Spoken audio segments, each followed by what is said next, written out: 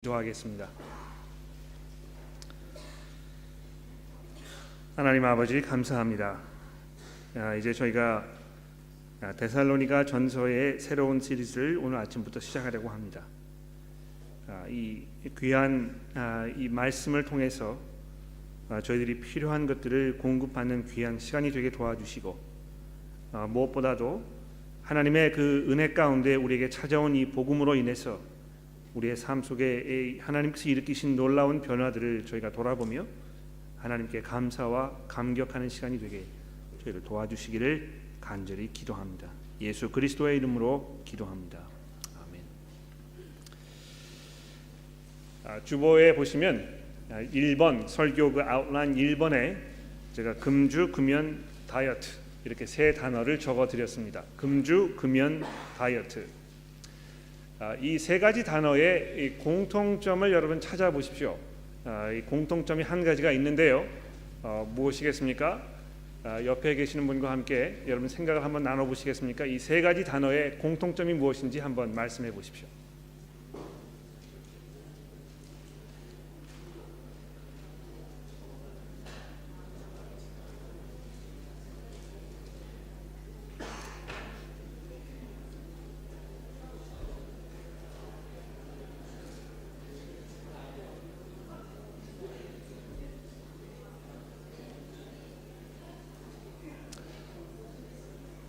네, 됐습니다. 어디 여러분들의 대답을 한번 들어볼까요? 공통점이 무엇인지 발견하신 분 한번 큰 소리로 말씀해 보십시오. 풀리지 않는 숙제. 또 있습니까?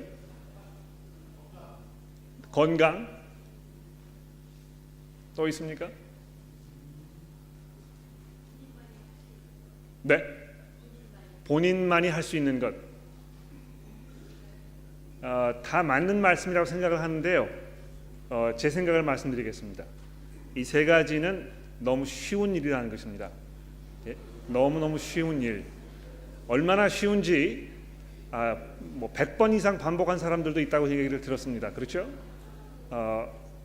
얼마나 이 금주, 금연하는 게 쉽습니까? 매해마다 이걸 다짐해가지고 매해마다 할 수 있는 얼마나 쉬운 일인지 모르는 것입니다. 그렇죠? 그러나 바로 거기에 그 역설적인 내용이 담겨 있는 것입니다. 얼마나 이것이 어려운 일인가 우리가 생각해 볼 수 있지 않겠습니까? 내가 올해는 정말 이 술을 끊어야 되겠다. 다짐하고 또 다짐해서 나와 옆에 있는 사람들에게 약속을 하고 식구분들과 함께 이 다짐을 하지만 그것이 며칠을 가지 못한다는 것입니다. 그런 반복이 얼마나 자주 일어났었는지, 심지어는 우리가 더 이상 그 어떤 의지를 가지지 못하고 이제는 포기해 버려야 되겠다 이렇게 생각하기가 아주 쉽다는 것입니다.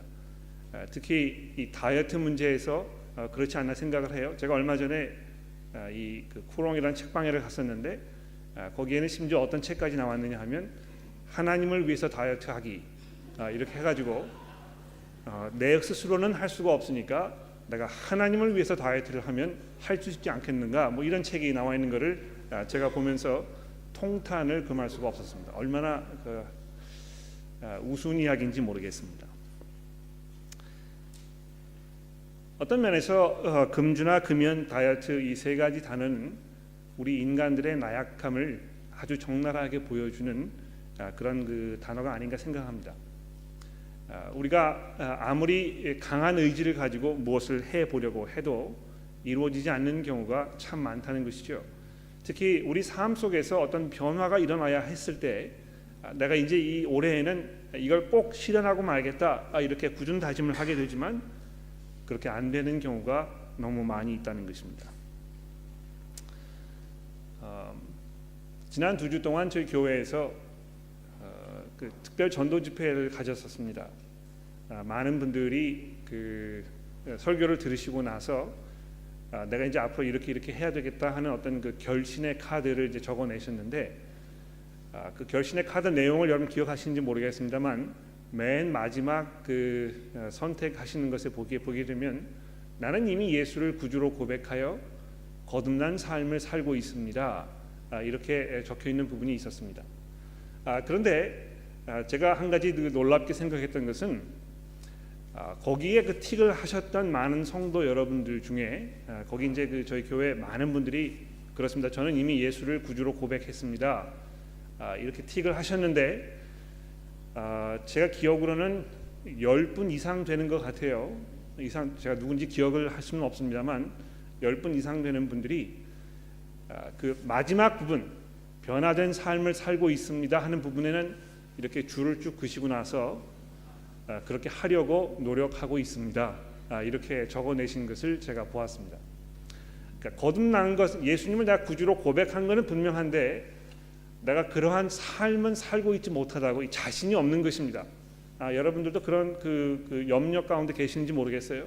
이거 내가 예수 믿겠다고 생각하고 결심해가지고 내가 새로운 삶을 살겠다고 굳은 마음을 먹기는 했습니다만 실제로 매일매일 살아가는 삶을 돌아보게 되면 내 삶이 나의 결심과 동일하지 않은 너무나 차이가 많은 그런 상황에 있지 않나.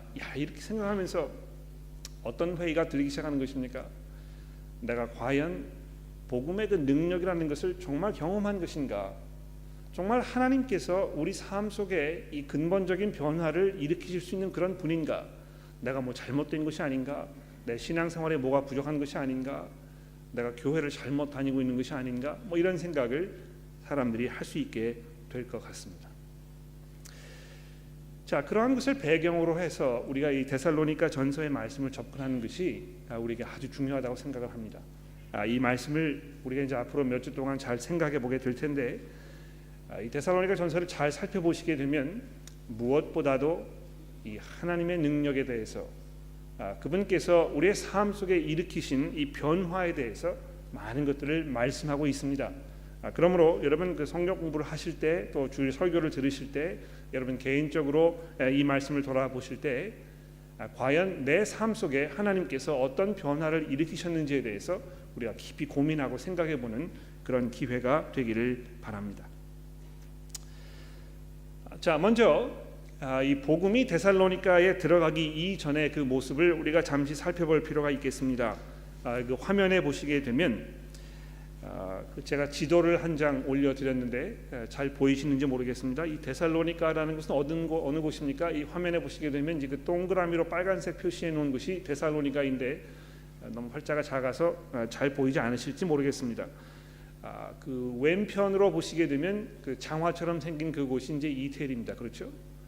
그리고 화면 그 오른편에 있는 그 지역은 지금 현재 그 터키를 말하는 것이고 그 중간 부분 거기 있는 곳이 이제 그 그리스 이 지역이 되겠습니다. 그리스는 이제 이 반도의 그 아래 부분이 그리스가 되겠고 그 윗 부분으로는 이제 우리가 알고 있는 뭐 마게도니아 또 서비아 뭐 이런 나라가 현재 위치하고 있는 것이죠.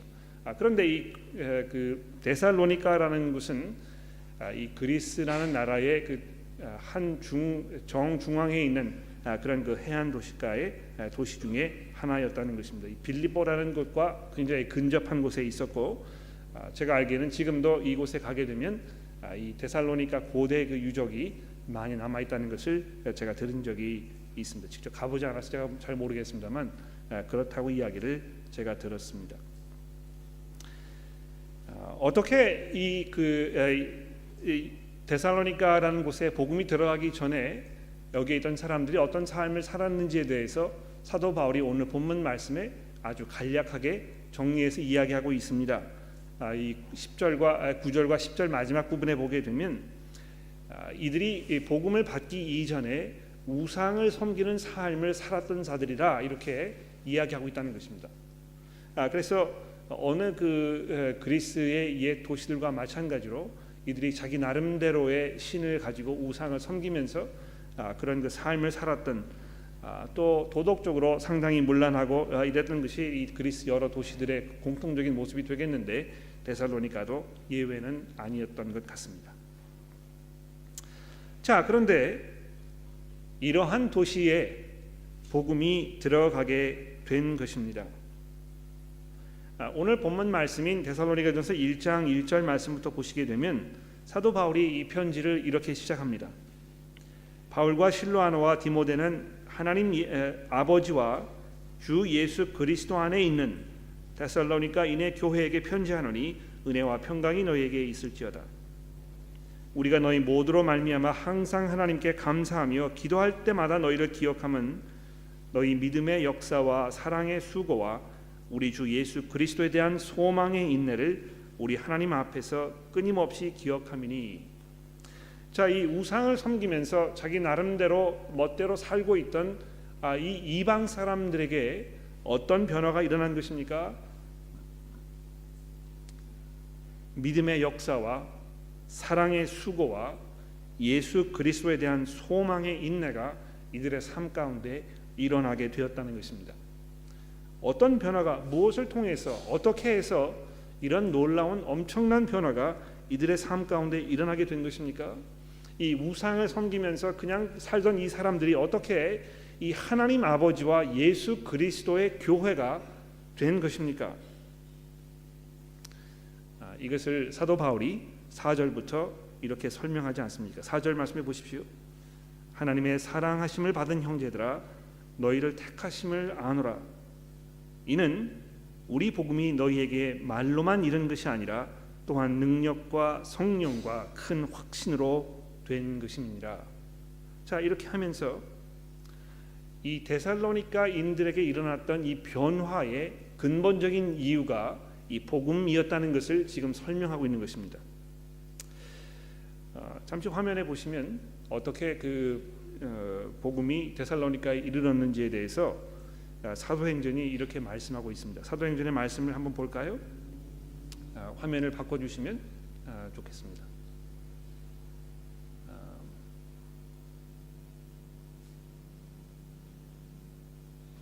되지 않는 모양이네요. 그러면 사도행전 17장 1절부터 9절 말씀을 여러분 성경을 한번 찾아보시기를 바랍니다. 사도행전 17장 1절부터 9절입니다.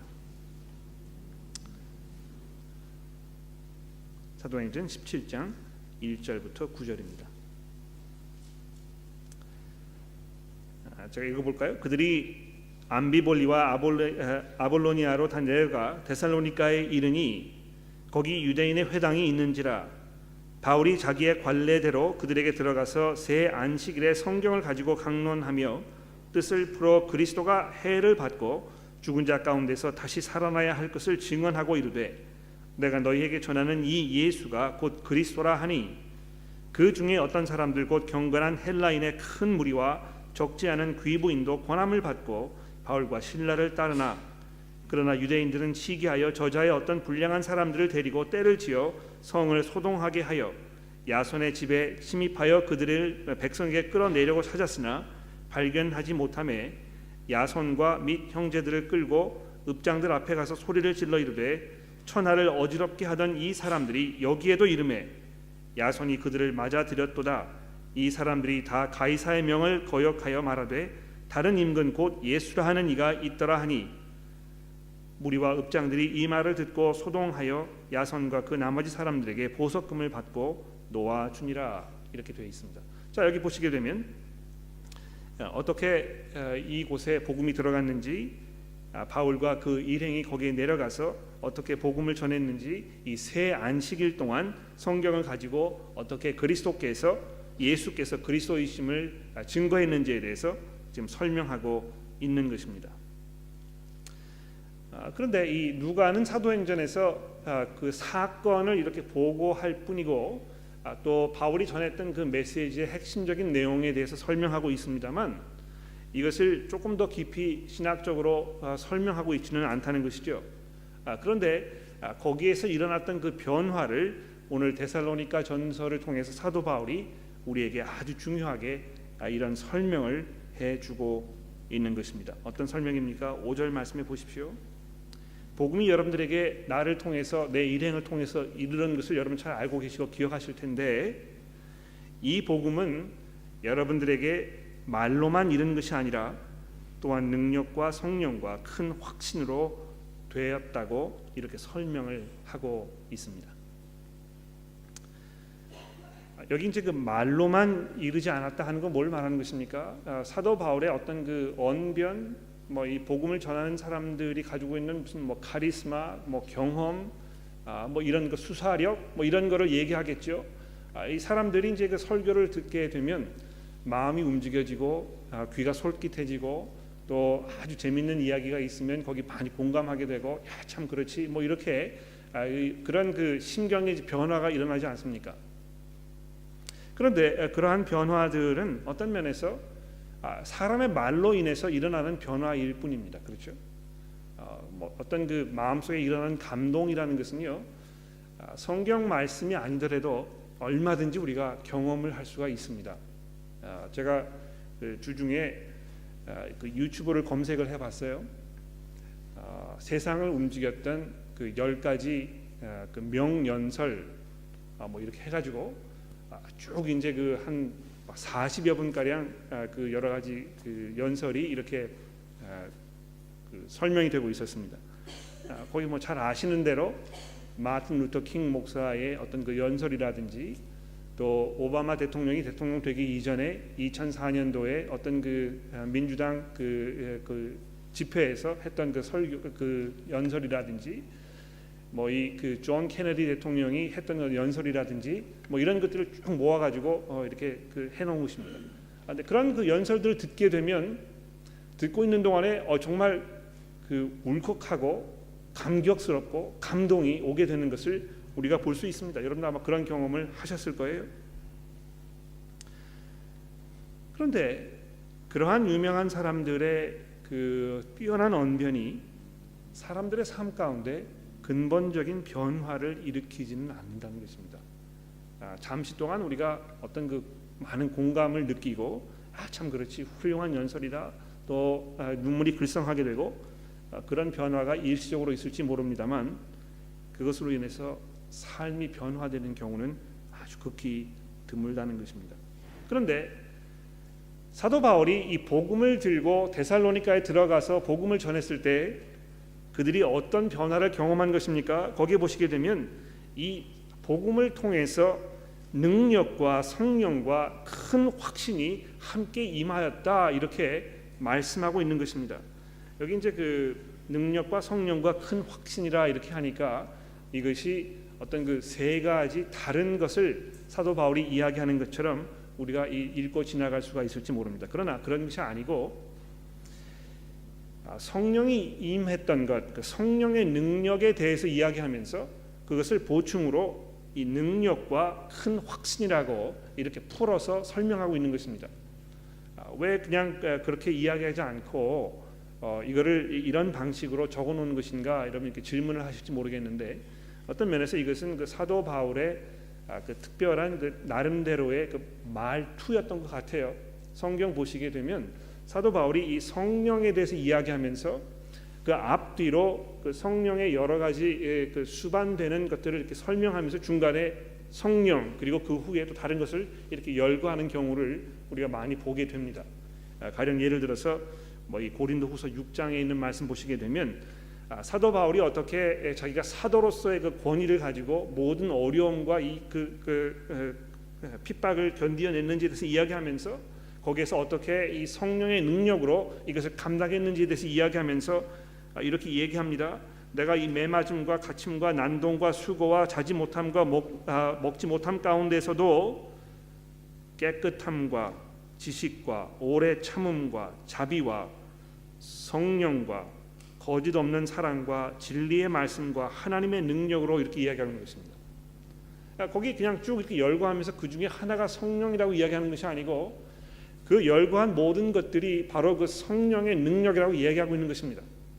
그래서 오늘 우리가 보게 되는 이 데살로니가 전서에 있는 말씀에서도 복음이 능력과 성령과 확신으로 되었다 이야기했을 때 바로 그 능력이라는 것, 또 그 확신이라는 것, 이것이 이 성령의 임하시는 어떤 그 모습 중에 하나라고 사도 바울이 이렇게 말씀하고 있는 것입니다.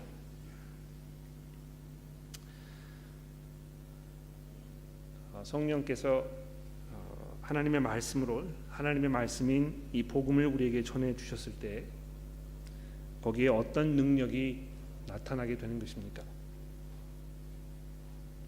거기에 어떤 큰 확신이 있는 것입니까? 잠시 후에 이 부분에 대해서 조금 더 자세히 설명을 드려보도록 하겠습니다. 그런데 거기 넘어가기 전에 여기 여러분이 좀 생각하셔야 할 아주 중요한 부분이 한 가지가 있습니다. 이 4절과 5절 말씀에 보시게 되면 하나님의 사랑을 받은 형제들아 너희의 택하심을 아노라. 즉 다시 말해서 데살로니가 형제자매 여러분, 하나님께서 여러분들을 택하셨다는 것을 제가 알고 있습니다.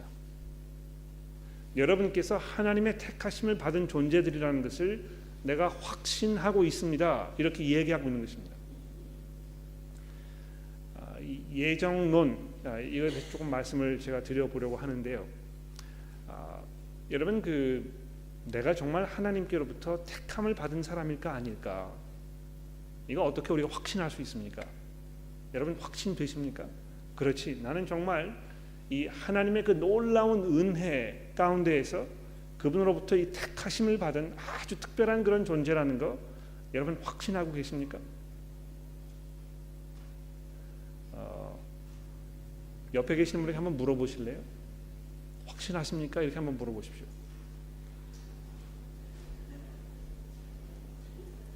됐습니다. 자, 옆에 계시는 분이 네, 확신합니다라는 대답을 들으시면 한번 손을 들어보실래요? 절반이 안 되는 것 같아요, 그렇죠? 이 좀 위기입니다, 여러분. 그렇게 복음을 들으셨는데도 확신이 없으시다는 것은 제가 목사로서의 책임을 잘 못하고 있던 것인지 아니면 여러분이 도무지 듣고 계시지 않던 것인지 둘 중에 하나가 아닐까 생각을 하는데요. 여러분 여기 잘 들어보십시오. 사도 바울이 데살로니가 사람들의 모습을 보면서 여러분들이 하나님께로부터 택하심을 받았다는 것을 내가 확신합니다, 이렇게 지금 설명하고 있지 않습니까? 그런데 무엇을 근거로 그렇게 얘기하는 것입니까? 그 근거가 어디에 있는 것입니까? 5절 말씀해 보십시오. 이는, 내가 그렇게 확신하는 그 이유는, 그 근거는 우리의 복음이 너희에게 말로만 이른 것이 아니라 또한 능력과 성령과 큰 확신으로 된 것이라고 얘기하고 있는 것입니다. 즉 다시 말해서 이 데살로니가에 있는 사람들이 하나님의 택하심을 받은 사람이라는 것을 확신할 수 있는 그 증거는 그들이 복음을 받아들였다는 것입니다. 그것을 보게 되면 이 사람이 하나님께로부터 택하심을 받은 사람이구나 하는 것을 우리가 알 수 있게 된다는 것입니다. 그냥 걸어다니면서 이 사람이 하나님의 택하심을 받은 사람인지 아닌지 우리가 겉모습으로 알 수가 없습니다. 그렇죠? 또 어떤 분들은 이거 내 자신도 그거 확신할 수 없다고 이렇게 해서 갈팡질팡하는 경우가 얼마나 많이 있는지 모릅니다.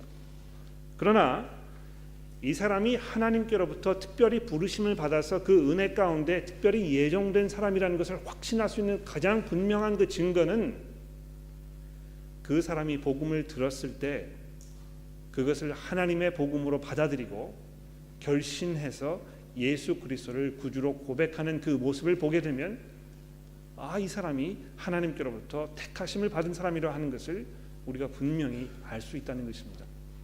그러므로 여러분, 내가 하나님의 택함을 받은 사람인가 아닌가 긴가민가 하십니까?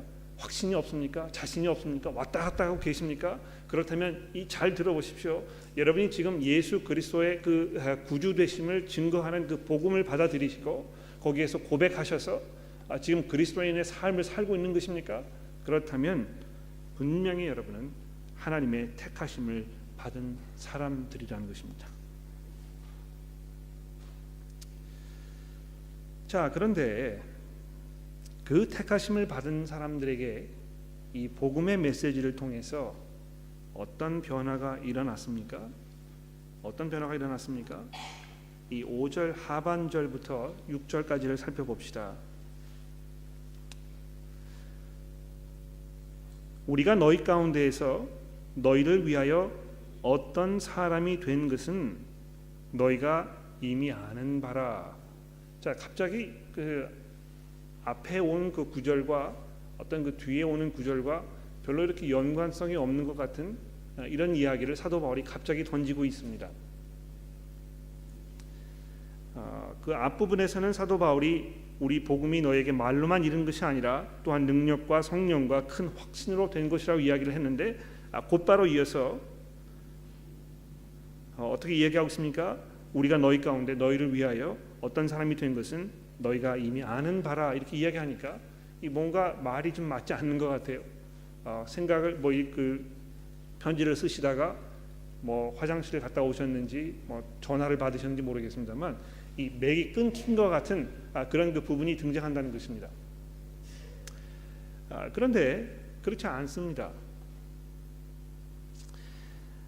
복음을 통해서 큰 확신과 이 그 능력을 경험했던 이 성령의 능력을 경험했던 이 사람들은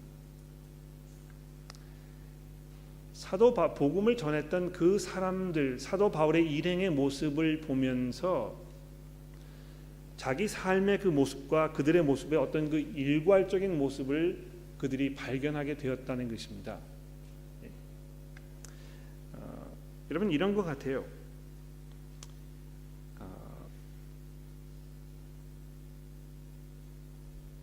내가 무엇을 이해하게 되면 나에게 그것을 이해시켜준 그 사람과 어떤 그 말로는 설명할 수 없는 어떤 그 공감대를 형성하게 됩니다. 그렇죠? 예?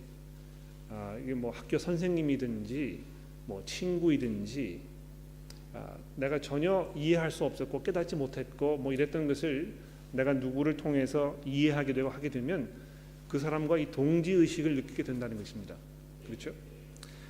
데살로니가에 있는 사람들도 그들에게 복음을 전했던 사도 바울의 일행의 그 모습을 보면서 복음을 전했던 그 사람들의 그 삶의 모습을 보면서 그들의 모습이 어땠던 것을 이 데살로니가 사람들도 발견하고 또 거기에 합당한 모습으로 자기네들이 살려고 결정하고 이런 어떤 그 교통이 그들 가운데 있었다는 것입니다. 제가 이제 이 문제를 좀 생각하면서 저희 교회의 상황을 조금 생각해 보았습니다. 여러분 좀 듣기 거북하시더라도 이해해 주시고 들어주셨으면 좋겠습니다. 제가 지난 몇 달 동안 굉장히 가슴 아프게 생각했던 것 하나가 있는데 뭔지 아십니까? 교회를 다녀가셨던 몇 분들이 저에게 이제 그렇게 말씀을 하셨습니다. 교회에 있는 분들이 서로 대화하시고 식사를 하시면서 이렇게 하시는 거를 이렇게 들어보니까 특별히 교회에 왔다는 느낌을 받을 수가 없었다는 것입니다. 그냥 친구들과 밥을 먹으러 나가가지고 이렇게 수다를 떨면서 하는 이야기 있지 않습니까?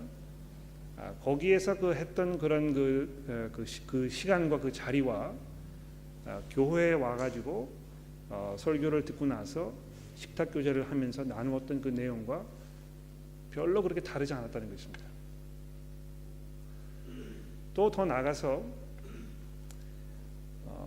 지금 이 사람들이 기독교인이구나 하는 어떤 그 특성을 눈에 띄게 발견하지 못했다는 것입니다.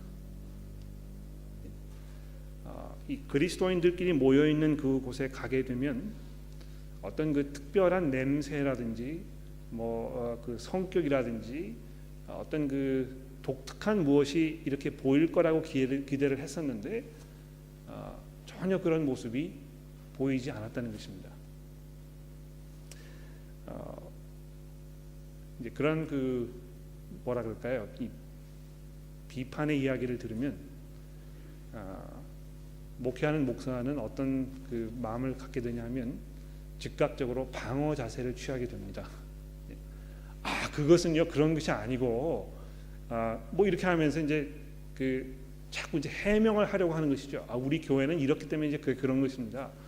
해명을 자꾸 해 나가려고 하는데 제가 해명을 하다가 한 가지 느낀 것은 무엇이냐면 이것이 한 분에게서가 아니고 여러분에게서 이야기를 들었다는 것은 우리가 좀 깊이 생각해 봐야 할 부분이 분명히 있는 것이다. 이렇게 결론을 내리게 되었다는 것입니다. 여러분, 전혀 복음을 듣지 못했던 사람이 교회에 와가지고 복음을 들었습니다. 내가 이제 예수를 구주로 모시고 사는 그 새로운 삶을 내가 시작해야 되겠다 결단을 내린 것입니다.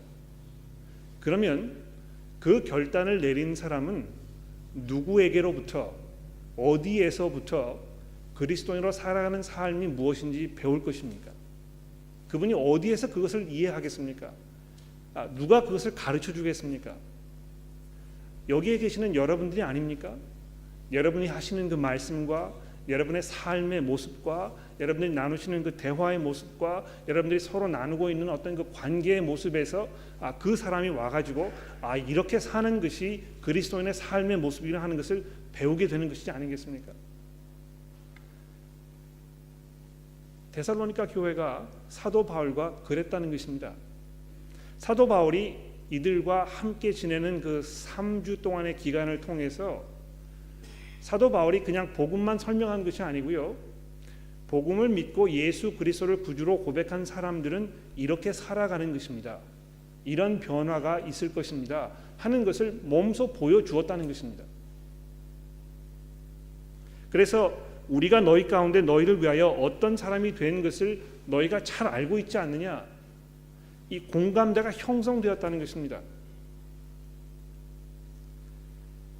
바로 그것이 이 성령의 능력이라고 생각합니다.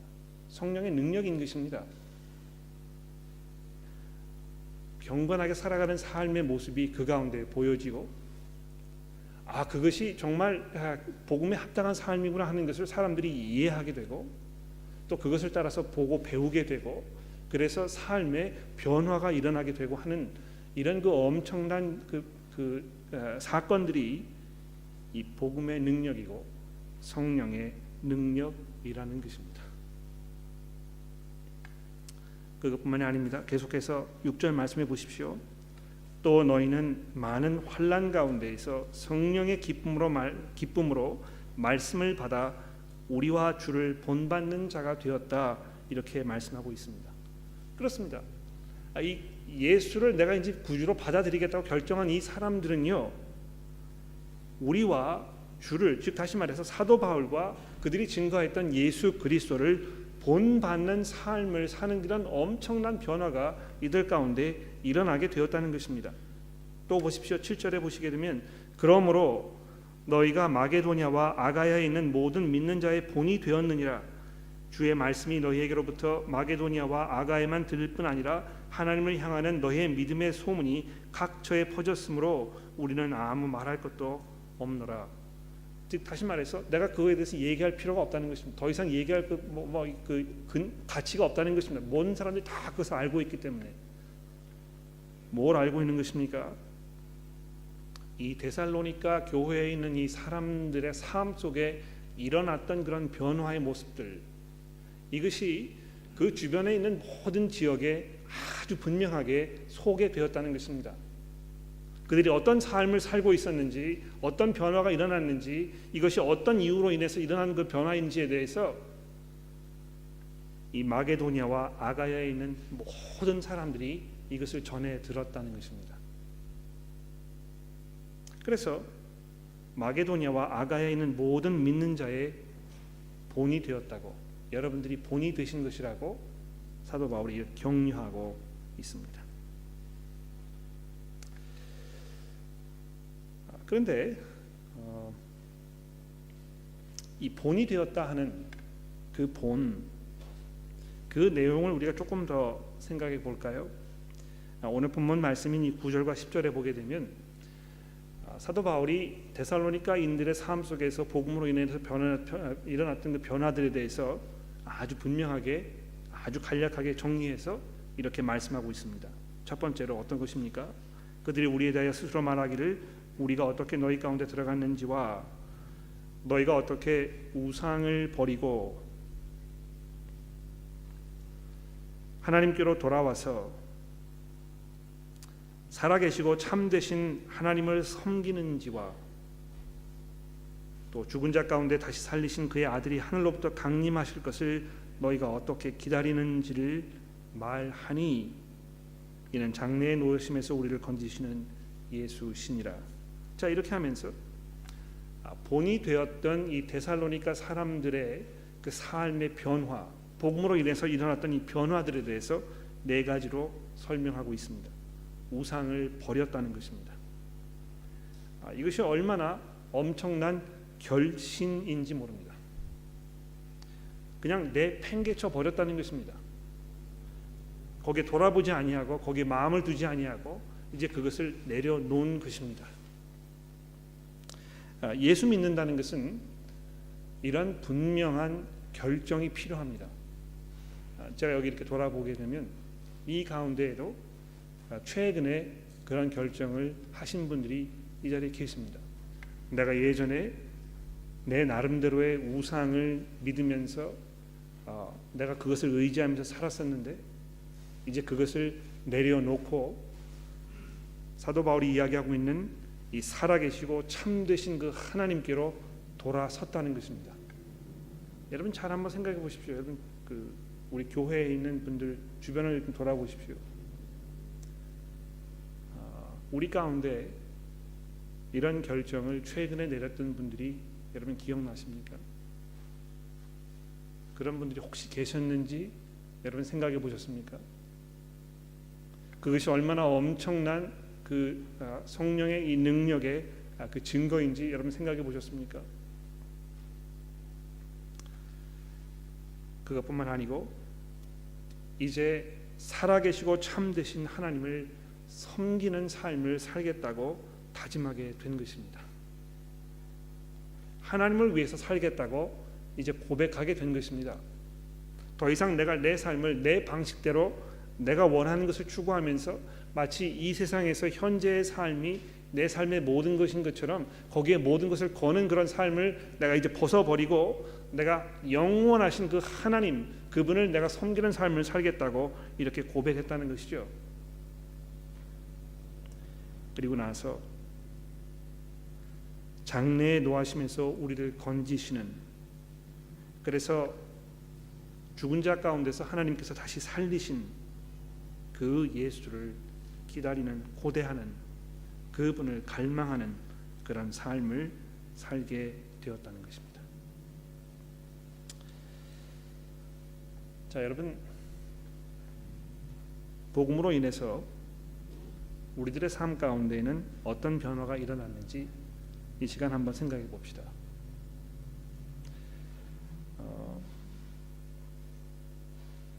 이런 질문을 드리게 되면 많은 분들이 이제 그렇게 생각하세요. 글쎄요, 뭐 변화가 일어났을까요? 뭐 아직도 거짓말하고, 아직도 수군거리고, 아직도 뭐 이 재물에 대한 욕심이 넘쳐나고, 이런 것을 제가 경험합니다. 그래서 변화가 일어났다는 것에 대해서 제가 별로 자신이 없습니다. 마치 이렇게 줄을 그셔가지고 내가 예수를 구주로 고백했습니다만 그냥 그렇게 살려고 노력을 할 뿐입니다라고 이렇게 말씀하셨던 그런 여러 교우분들의 마음과 동일하지 않을까 이런 생각을 제가 해보게 됩니다. 여러분, 좀 제가 시간을 드릴 테니까요, 충분히 옆에 계시는 분과 함께 내 삶에 어떤 변화가 일어나는지에 대해서 한번 얘기해 보십시오.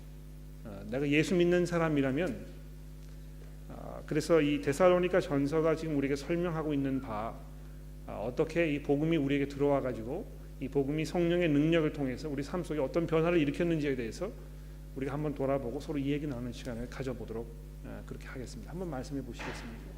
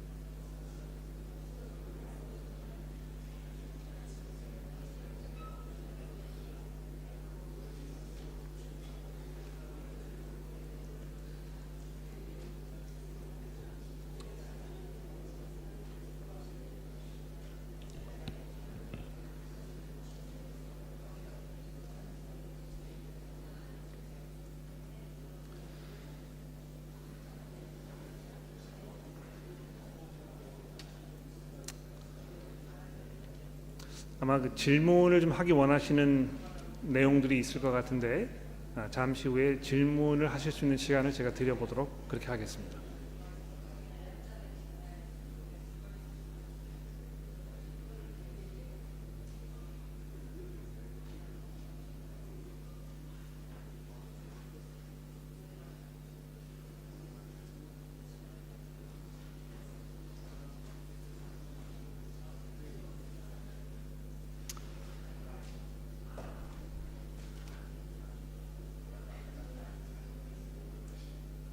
네, 우리 질문을 좀 가져볼까요? 질문 시간을 가져볼까요? 설교를 들으시고 나서 그동안 생각하시면서 이걸 좀 내가 정리해야 되겠다, 잘 이해되지 않는다 하는 부분이 있으시면 한번 손을 들어서 질문해 주시기를 바랍니다.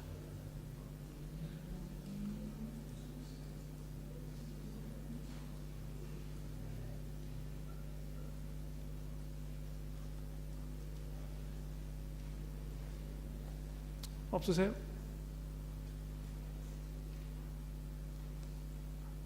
좋습니다. 그러면 다시 한번 여러분에게 질문을 드려볼까요?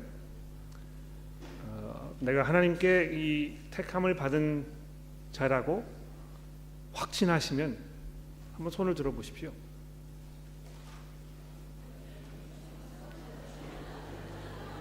고맙습니다.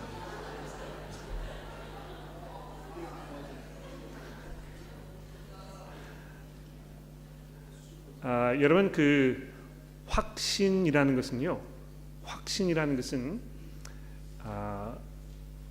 복음이 우리에게 가져다주는 큰 선물입니다. 왜 그렇습니까? 확신이라는 것은 어떤 그 나의 자신에게로부터 생성되는 것이 아니고 하나님께서 주시는 선물이기 때문에 그렇습니다. 그 하나님께서는 그냥 우리가 우리 스스로 알아서 뭐 이 복음을 이해하고 우리가 헌신하고 이렇게 하라고 내버려 두지 아니하시고 하나님의 그 성령의 능력으로 이 복음을 우리에게 가져다 주시는 것입니다. 그래서 복음을 듣고 내가 예수 그리스도께서 이 온 세상의 주인이시라는 것을 이해하고 있다면 그러면 여러분은 하나님의 그 성령의 능력 가운데 있는 것이고 그것을 통해서 하나님의 택하심 가운데 있는 하나님의 백성이라는 것입니다. 여기에 대해서 흔들리지 않으시면 그러면 좋겠습니다. 기도하겠습니다.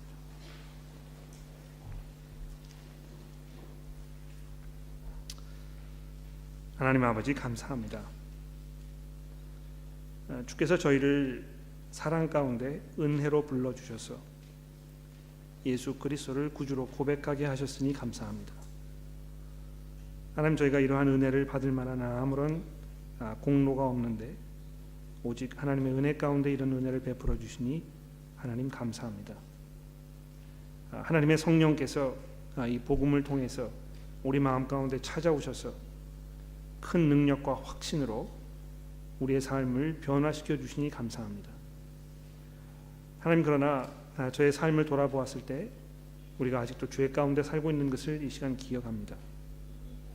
그러나 우리가 장차 오실 예수 그리스도를 소망하면서 그분이 오셨을 때 우리의 부족한 것들을 고쳐주실 것임을 우리가 바라보면서 우리가 참고 인내하며 소망 가운데 살아가도록 믿음으로 저희를 인도하여 주시기를 간절히 기도합니다. 예수 그리스도의 이름으로 기도드렸습니다.